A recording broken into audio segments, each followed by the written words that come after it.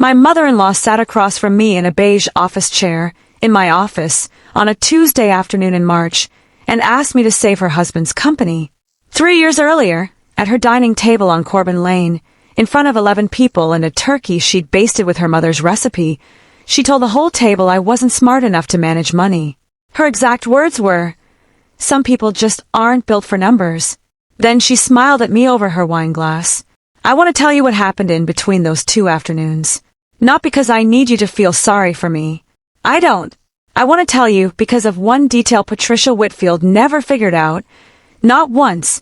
Not even when she was sitting in my office asking for help. I never stopped keeping records.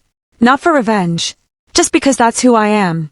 It turns out that's the same thing in the end. I already knew why she was there before she said a word. I'd known for about 6 weeks, ever since a woman named Sherry Popovich cornered me in the cereal aisle at the Kroger on Route 9 and asked, very carefully, whether I'd heard anything about Frank's situation. I hadn't heard anything official, but I'd seen a lien filing come across my desk with a Whitfield Construction letterhead on it, because my firm does public records searches for half the small businesses in this county, and I recognized the address before I recognized the name. So when Pat called my office and asked, in a voice I hadn't heard her use with me since our wedding toast, whether she could stop by and talk business, I already had the folder pulled. I just didn't tell her that. She wore a blazer I didn't recognize, the kind you buy for an occasion you're dreading. She'd had her hair done. She sat with her purse in her lap like she was at a job interview, which in a way she was. My office isn't fancy. It's 400 square feet above a nail salon with a window unit that rattles in August and a coffee maker that's older than my marriage. But it's mine, every square foot of it, in a way that no room on Corbin Lane had ever been. And I noticed Pat noticing that. The framed articles on the wall, the client thank you cards pinned to a corkboard by the door, my name on the glass out front in gold vinyl letters that a sign shop on Route 9 had installed 2 summers earlier. "Claire," she said, "you look well." I let that sit for a second. 3 Thanksgivings had passed since she'd last used my name instead of her. "Pat," I said, "what can I do for you?" She told me Frank's company owed the IRS a little over $340,000 in unpaid payroll taxes going back 2 years, and that Heritage Trust Bank had already sent a default notice on the equipment loan. She said their accountant, not me, obviously never me, had made some errors. She said the bank wanted a restructuring plan by the end of the month, or they'd call the whole loan due, and that would mean the house on Corbin Lane, the one with the wraparound porch, the one I was never allowed inside without an invitation, would go with it because Frank had put it up as collateral in 2019 without telling anyone at that Thanksgiving table. She didn't apologize. She didn't ask how I'd been in any way that expected an answer. She said, "You do this kind of thing for other people." I thought maybe for family. I want you to notice that word. Family. She hadn't used it about me in 3 years, and here it was, doing exactly the work she needed it to do. To understand why that word landed the way it did, you need to go back to 2018, to a town called Brackenridge, about 40 minutes outside Columbus, where I met Sean Whitfield at a continuing education class neither of us particularly wanted to be in. He was training to be an electrician. I was already a CPA, 2 years out of my license, working 60-hour weeks at a firm downtown that mostly did tax prep for restaurants and dry cleaners. He made me laugh in a way that felt inconvenient at the time, and I married him anyway, in October of 2019, at a courthouse, because neither of us wanted a big production. His mother wanted a big production. She got one anyway. 6 months later, a proper reception, she planned almost entirely without asking me what I wanted, at a banquet hall with a chandelier she mentioned in every conversation for a year afterward. I want to be fair here, because fairness matters to me, maybe more than it should. Pat wasn't cruel in the beginning. She was particular. She corrected the way I loaded her dishwasher. She asked, more than once, in front of Sean, whether I was sure I wanted to keep my maiden name professionally, Doyle, on my business cards, because it looked like I didn't believe the marriage would last. She had a way of saying things that sounded like concern and landed like a verdict. Frank was quieter. He ran Whitfield Construction, a company his own father started in 1974, framing houses and pouring foundations across 3 counties. He liked me, I think, in the uncomplicated way some men like anyone who doesn't ask them to talk about feelings. "Denise," Sean's older sister, was the one who'd already given Pat and Frank 2 grandchildren and a son-in-law who worked at the same bank that would later hold Frank's loan. Denise got the good chair at holidays, the one with the armrests, closest to Pat. Denise got mentioned first in the Christmas letter, in the paragraph with the exclamation points. I noticed this before Sean did, because I notice patterns for a living. It's a professional habit that doesn't turn off just because you've left the office. I want to be clear that I didn't walk into that family looking for problems. I liked Frank's cookouts. I liked the way Sean's dad kept a coffee can of loose change on the workbench in the garage and let Maya's older cousins dig through it for quarters. For a while I told myself the coolness I felt from Pat was just a mother adjusting to sharing her son, and that it would soften with time, the way people say these things soften. It didn't soften. It just got quieter, and quiet is harder to point to than loud. You can't hold up a recording of somebody's tone and say, "See right there." You can only add it to a list in your head and wait to see if the list keeps growing. It kept growing. Thanksgiving 2022 was the 4th one I'd spent at that house. By then I had a pattern of my own. I'd bring a dish, I'd help clear, I'd sit slightly outside the family photo, and I'd tell myself it didn't matter. That year, Frank's company had just lost a bid on a school renovation contract to a firm 2 towns over. He was in a mood about it before we even sat down.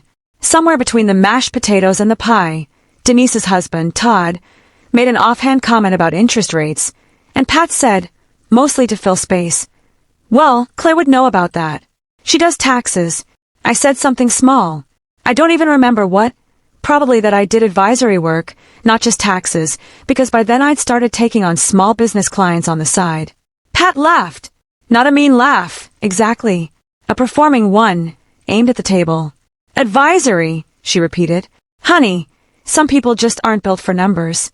No offense. You're sweet, but Denise's Todd actually works at a bank." The table laughed, the way tables do when they relieve someone else is the target. Sean started to say something, and I put my hand on his knee under the table because I'd learned by then that defending me only made the next dinner worse. What nobody at that table knew, because I'd never told them, on purpose, was that 6 weeks earlier I'd sat with Frank in his own truck outside of Sherwin-Williams and, unprompted, walked him through why his payroll company's reporting looked off to me. I'd offered for free to look at his books. He'd said, "I appreciate it, Claire, but Pat's got a system with Marv, their accountant of 11 years, a man who filed his own returns using software from 2011. So when Pat said I wasn't built for numbers, I knew 2 things. I knew she was wrong, and I knew Frank already suspected she was wrong too, and had chosen his wife's comfort over my offer anyway. That wasn't the only incident. It was just the latest one. There was Christmas 2020, when the family card went out with a photo of everyone but Sean and me because we'd been hard to schedule for the sitting, even though nobody had asked us the date. There was the cabin trip in the summer of 2021. Family only this time. Pat told Sean on the phone while I stood close enough to hear it. There was the rumor, which reached me secondhand through Sean's cousin at a wedding, that I'd pressured Sean into marriage because my student loans were bad. A detail that was not only false but backwards, since I'd paid off the last of Sean's truck loan the year before with my own bonus, quietly, the way I do most things. And there was Frank's 60th birthday, in April of 2022, at the same banquet hall as the wedding reception, because Pat liked the chandelier that much. Denise gave a toast about growing up watching her dad work, about the smell of sawdust on his jacket when he came home. It was a good toast. I'm not being sarcastic. I cried a little, actually, and I don't cry easily at other people's stories. Sean wanted to give a toast too. He'd written something on a legal pad the night before, sitting on our bed, reading lines out loud to me and crossing them out. When the time came, Pat handed the microphone to Todd instead. Since Todd's known Frank almost as long, being family and all, and the moment passed the way moments do at events like that. Quickly, publicly, with nowhere for anyone to put their disappointment except in their pocket for later. Sean didn't say anything. He just folded the legal pad in half and put it in his jacket. I still have it, actually. It's in a drawer in my office, under the lean filing. I don't know why I keep either one. I just do. And there was my father. If you've ever sat at a table where you weren't quite wanted, you already know the sound that silence makes. It's not dramatic. Nobody raises their voice. It's just a slight delay before anyone answers you, A half second where you can feel yourself being weighed. I got good at hearing that half second. I got good at a lot of things I never wanted to be good at. My dad, Robert Doyle, died in February 2023. Pancreatic cancer. 4 months from diagnosis to the funeral, which is its own kind of cruelty, the speed of it. Sean's family came to the service. Pat wore a black dress and stood near the back, and afterward, in the reception hall at St. Aloysius, she told my Aunt Carol, not me, my aunt, in a voice clearly meant to travel, that it was probably for the best he went quickly, given the medical bills. My father had good insurance. He'd paid off our childhood house. There were no medical bills to speak of. She didn't know that. She said it anyway, because it was the kind of thing that sounded wise if you didn't check it. I didn't confront her that day. I remember standing by the coffee urn, folding a paper napkin into smaller and smaller squares until it wouldn't fold anymore, and deciding, very calmly, that I was done auditioning for a family that had already made up its mind about me. My mother, Carol, found me there a few minutes later and just stood next to me without saying anything, which is, I've come to think, one of the more underrated forms of love, knowing when a person doesn't need you to fix the moment, just to stand in it with them.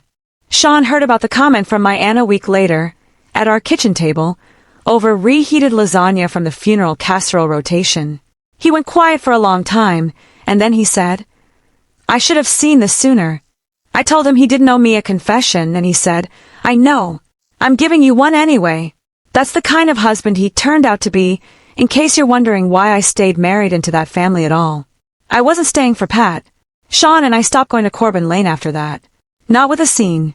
Just a slow, mutual absence. We skipped the following Easter with a vague excuse about Sean's work schedule, and nobody pushed back hard enough to make us explain further. Pat noticed. She didn't call to ask why. Here's the part of the story where, if this were a movie, I'd tell you I got even. I didn't. I got busy. I'd already been taking on side clients. A food truck owner named Reggie, who needed his first real bookkeeping system, a husband and wife HVAC company drowning in unfiled quarterlies. In April of 2023, 2 months after my father's funeral, I gave notice at the downtown firm and rented 400 square feet above a nail salon on Ferris Street. I put a folding table in it and a second-hand filing cabinet I bought off a woman in Grove City for $60, and I hung a sign that just said Claire Doyle, CPA, because by then I didn't care anymore whether that name looked commitment-shaped to anyone. Sean framed out a real desk for me on weekends, out of leftover lumber from a job site. My daughter, Maya, was born that October, 3 weeks early on a Tuesday, in a hospital room where the only grandmother present was my mother, holding Maya's hand through the isolate glass and crying in the quiet way people cry when they're trying not to make it about themselves. Pat sent a card, blue, generic, from the drugstore rack. Inside it said, "Congratulations on your bundle of joy," in printed script, and under that, in her handwriting, "Let us know if you need anything, Grandma Pat." She hadn't asked to visit. She hadn't asked Maya's name until 4 months later, at a gas station, by accident, from Sean's cousin. I kept the card. I keep most things. It's not sentimentality, exactly. It's the same instinct that makes me photograph a receipt before I file it. You never know which small piece of paper is going to matter later. Those first 2 years of the business were mostly spreadsheets at the kitchen table after Maya went to sleep, and a lot of coffee that went cold before I finished it. Sean took on extra electrical jobs on weekends, so I could put my own paycheck back into the business instead of drawing a full salary. We didn't take a vacation in 2023 or 2024. We ate a lot of the same 6 dinners on rotation. Nobody was watching any of that. That's the part these stories usually skip. The years where nothing dramatic is happening, where you're just quietly, boringly, showing up for your own life every single day, with no guarantee it's going to add up to anything. I'm not going to tell you my business exploded overnight, because that's not what happened to me, and I don't think it's what happens to most people. What happened was slower and, honestly, more boring than anyone wants to hear in a story like this. Reggie's food truck did well enough to add a second truck, and he told 2 other vendors at the same festival circuit about me. The HVAC couple referred their supplier. By the winter of 2024, I had 11 clients and had to hire someone, a semi-retired bookkeeper named Fran who'd worked 40 years at a paper mills accounting office and could smell a misfiled 1099 from across the room. There was a stretch that January where I almost lost my biggest client, a landscaping company with 4 crews and a fleet of trucks, because their previous bookkeeper had let their workers' comp classification lapse without telling anyone. I spent 3 straight nights untangling it, missed Maya's bedtime twice, and fixed it 2 days before a scheduled state audit that would have shut them down for a season. The owner, a man named Pete Andrea's son, cried a little in my office when I told him it was resolved, and then he told 6 other contractors about me at a regional builders meeting that spring. That's how it actually spreads, in a town this size. Not through press releases. Through men like Pete telling other men like Pete, over bad coffee in a hotel conference room, that there's a woman on Ferris Street who catches things before they become disasters. The turn, if there was one, came in March of 2025, when a reporter from the Central Ohio Business Journal, a small trade paper, not glamorous, but read by exactly the people who mattered in this county, called me about a piece on small firms helping local businesses survive the post-pandemic lending squeeze. I gave her 40 minutes and 3 client references. The piece ran with my photo standing in front of my building on Ferris Street, the one that by then had a real sign, gold lettering, Doyle Advisory Group, 4 employees, 31 clients. I didn't send it to Pat. I didn't need to. Brackenridge is a town of 11,000 people, and Sherry Popovich reads the Business Journal at the hair salon on Tuesdays. Word doesn't travel through people who love you first. It travels through people who are watching you, which isn't the same thing. Sherry mentioned the article to her sister, who attends the same church as Pat. Pat mentioned it to Denise, apparently with some confusion, because the last update she'd had on my career was she does taxes. Denise, to her credit, and I want to be fair, because Denise never treated me as badly as her mother did, she was mostly just quiet when it mattered. Denise looked me up on LinkedIn and found 31 client testimonials and a hiring post for a 5th employee. I know all of this because Sean's cousin, the same one who eventually told me our daughter's name had reached Pat by accident, is a talker, and by May I'd heard, secondhand, that Pat had told a woman at church that her daughter-in-law runs a whole company now, if you can believe it. I could believe it. I built it with a folding table and a filing cabinet from Grove City. I just noticed that the tone had changed from something to apologize for into something to mention. That's a small shift, but if you've ever lived it, you know it isn't small at all. It's the difference between being a disappointment and being an asset, and in some families, those are the only 2 categories available to you. Sean's cousin also mentioned, almost as an afterthought, that Pat had asked Denise whether she thought I'd be willing to talk business given everything. Denise apparently told her mother she should just call me herself, instead of routing it through the family group chat like she usually did. I don't know if Denise said that to protect me or to spare herself the position of go-between. Either way, it's the reason my phone rang directly instead of Sean's. 3 weeks after that, Frank's payroll tax problem stopped being something they could quietly manage, and Sherry cornered me at the Kroger. If any part of this sounds familiar, if you've ever been the one who kept everything together while somebody else got the credit, or the seat at the good end of the table, go ahead and hit subscribe, because this channel is full of stories just like it. Alright, back to that Tuesday in March, in my office, with Pat in the beige chair. She finished explaining the situation the way people explain things they've rehearsed in the car. The payroll shortfall, the bank's default letter, the house on Corbin Lane, collateral since 2019. She said for family again, softer this time, like repeating it might make it true. I asked her 3 questions. Not because I needed the answers. I already had most of them, because public liens are public, but because I wanted her to hear herself answer. How long has Marv been filing your 941s? 11 years, she said. When did you first notice the shortfall? She hesitated. Frank noticed in the fall. We thought it would sort itself out. And when did you decide to ask me? That one she didn't answer right away. I let the silence sit exactly as long as she'd let mine sit, at 100 family dinners, over 100 small comments I hadn't been allowed to correct. When the bank sent the notice, she finally said. I opened the folder I'd already pulled. I'd printed the lien filing, the public default notice, and a 1-page summary Fran had put together from records that were, again, entirely public. Nothing I'd gone digging for, nothing improper, just numbers anyone with a subscription to the county recorder's database could find in 10 minutes. Pat, I said. I offered to look at Frank's books in October of 2022. In his truck, outside the Sherwin-Williams on Route 9. 6 weeks before that Thanksgiving where you told the table I wasn't built for numbers. She went very still. I don't think she remembered the comment the way I did. People rarely remember the sentence that reorganizes someone else's life. They remember the turkey, the chandelier, the fact that everyone laughed. I don't recall saying that, she said. I do, I said. I have a decent memory for numbers. She looked down at the folder like it might explain itself without her having to ask. Is Frank's company going to be all right? She asked, and for the first time since she'd sat down, her voice didn't sound rehearsed. It sounded scared. I want to be honest. That softened something in me, even then. I don't think I'm as hard as this story might make me sound. I don't know yet, I said. It depends on how honest everyone's willing to be with me in the next 2 weeks, and whether the bank sees genuine cooperation or a scramble. Right now I've only seen public filings. I haven't seen the actual books. Marv's had them for years, she said. He's a family friend. Marv's a family friend who's 11 years behind on continuing education and doesn't file electronically, I said. That's not an opinion, Pat. That's on the county recorder's site for anyone to see. She didn't argue with that. I think, somewhere underneath the blazer and the rehearsed sentences, she already knew.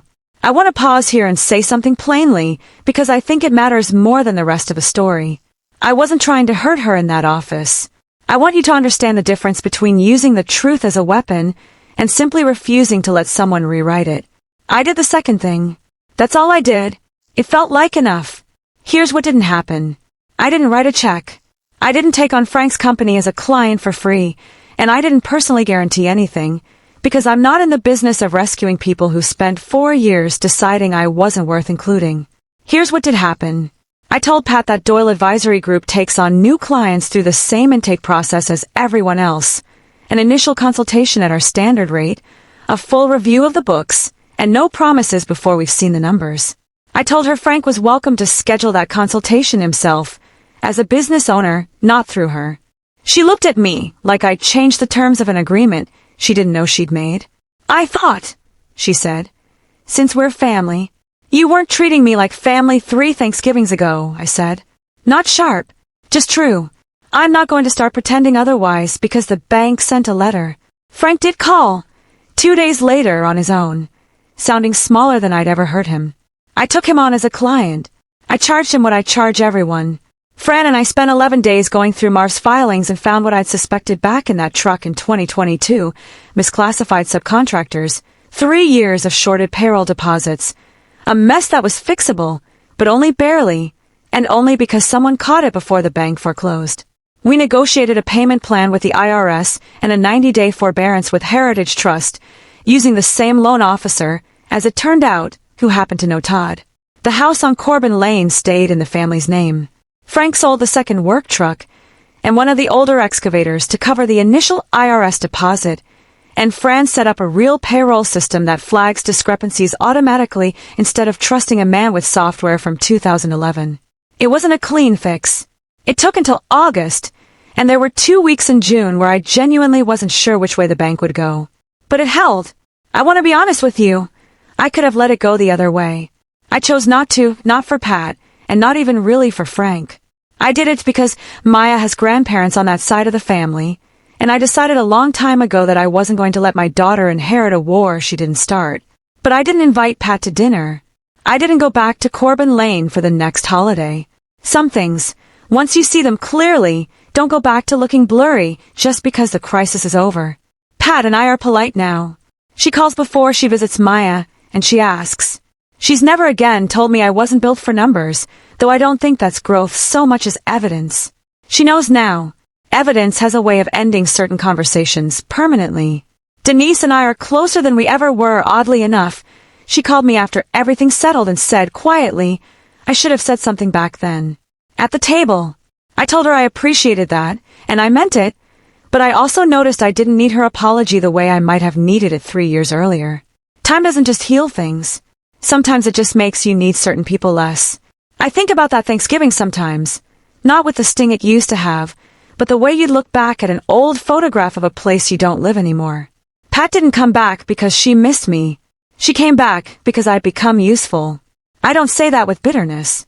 I say it because it's true, And I've learned that the truth, stated plainly, does more work than anger ever did. Maya's 5 now. She calls Fran the paper lady, because Fran sometimes brings her to the office on snow days and lets her staple things. She knows her grandma Pat mostly from scheduled visits and birthday phone calls, and I've made peace with that being the shape of it, rather than the shape I once imagined at that courthouse wedding in 2019. Some relationships settle at cordial. I used to think that was a failure. I don't anymore. An apology without accountability doesn't undo anything.